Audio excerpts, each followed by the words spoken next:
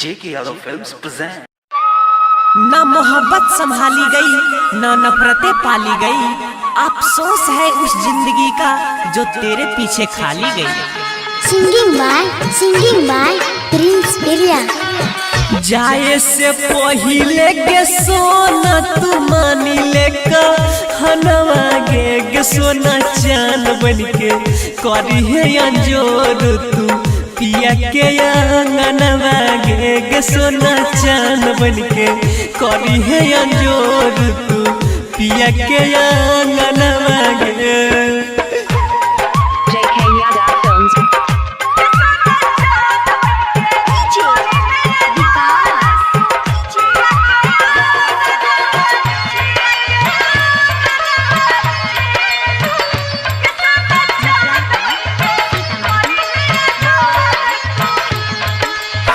भूल जइबो पगली हम सोचल सभे सपनवा गे जान चांद बनके करी है अंजोर तू पिया के अंगनवा गे जान चांद बनके करी है अंजोर तू पिया के अंगनवा गे।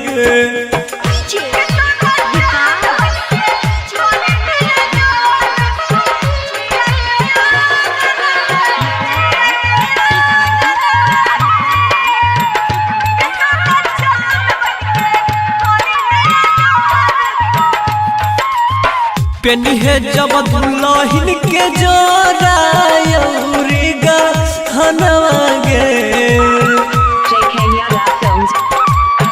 देख दी है सुंदर सुरातिया मनाई ले मनवा गे जन चान बनके करी है अंजोर तू पिया के अंगनवा गे सोना चान बनके करी है अंजोर तू पिया के अंगनवा गे।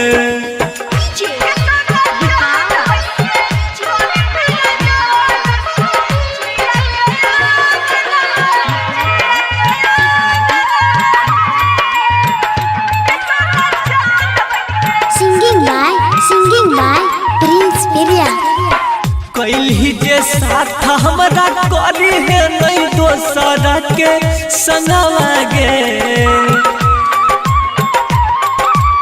सैया के साथ लेनी भाई है पैसा तो चनवा गे जान चान बनके करी है अंजोर तू पिया के अंगनवा गे सोना चान बनके करी है अंजोर तू पिया के अंगनवा गे।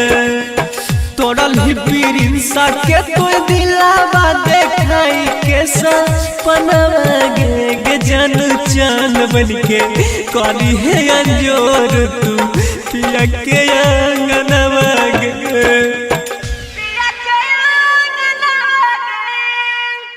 JK Yadav Films